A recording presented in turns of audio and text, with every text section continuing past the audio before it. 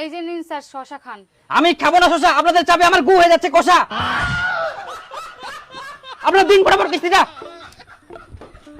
আধা খারাপ করে দিবে এগুলো লোক। আপনার বসে আছেন কিনা, উঠুন, যাতে দিন, যেতে লাগবে আমাকে। বলছি স্যার আজকে তো টাকা পয়সা নাই। ওগুলো আমি কিছু শুনবো না, টাকা ম্যানেজ করে আমাকে এক্ষুনি দিন ফটাফট। হঠাৎ করে কি টাকা পাওয়া যায় স্যার? কিস্তিটা যখন নিলেন তখন কি ভাবেননি একবারও?